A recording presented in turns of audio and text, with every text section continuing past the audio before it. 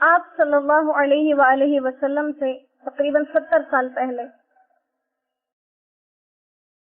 70 سال پہلے آپ سے یہ واقعہ پیش آیا کہ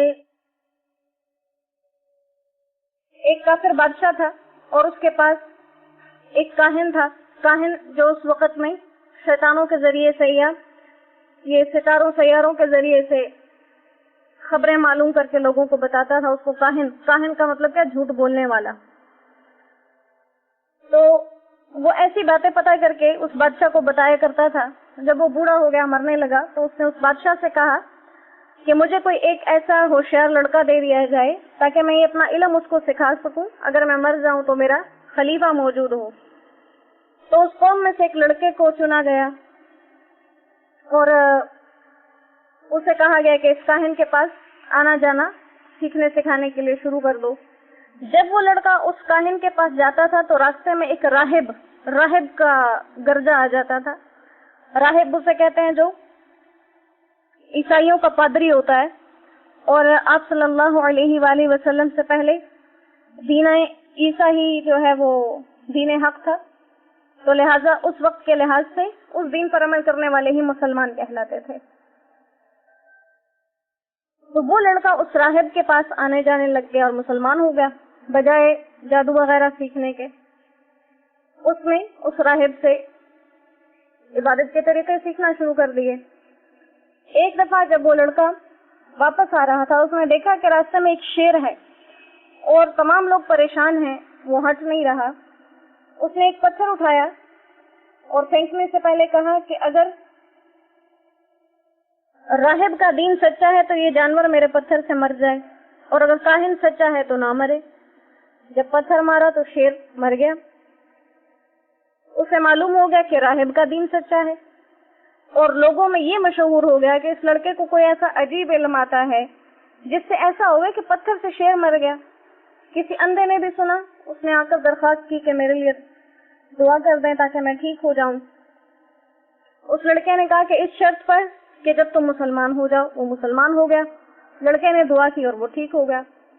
جب یہ باتیں اس بادشاہ تک پہنچی تو اس بادشاہ نے اس راہب کو بھی، اس لڑکے کو بھی اور اس اندھے کو بھی گرفتار کر لیا، اور اس لڑکے کو اور نابینا کو تو قتل، اس راہب کو اور اس نابینا آدمی کو تو قتل کر دیا. اور یہ جو لڑکا تھا جو مسلمان ہو گیا سب سے پہلے، اس کے لیے حکم دیا کہ اس کو پہاڑ کے اوپر لے جائیں اور وہاں سے اس کو نیچے گرا دیں تاکہ یہ مر جائے.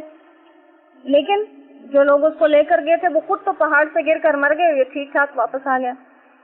پھر بادشاہ نے مزید لوگوں کے ساتھ بھیجا کہ اس کو سمندر میں ڈبو دیں. اب جو لے کر گئے تھے وہ ڈوب گئے، یہ پھر زندہ آ گیا. اللہ کو لوگوں کے سامنے اس لڑکے کی حقانیت ثابت کرنی تھی.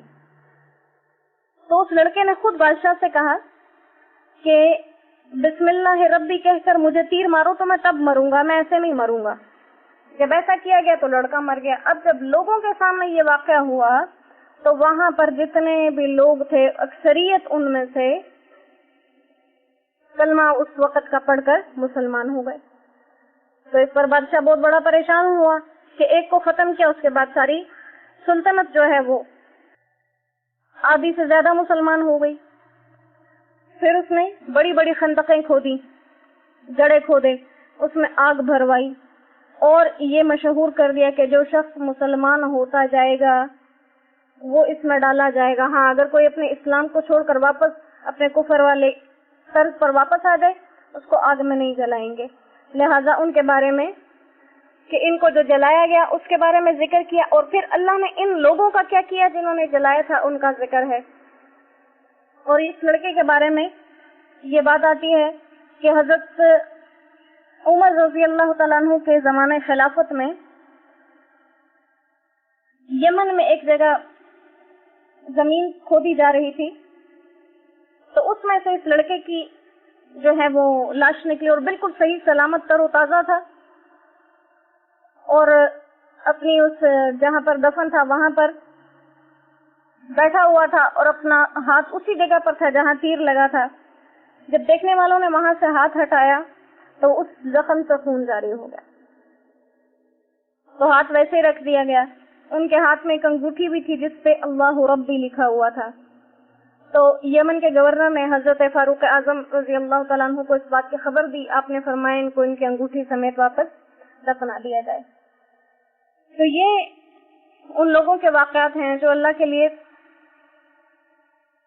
اپنی خواہشوں کو مٹا گئے تو ہمیشہ کے لیے زندہ ہو گئے. جو اللہ کے لیے مٹ گئے ہمیشہ کے لیے باقی رہے. اللہ سبحانہ و تعالی ہمیں بھی ایمان کی یہی پختگی نصیب فرما دے.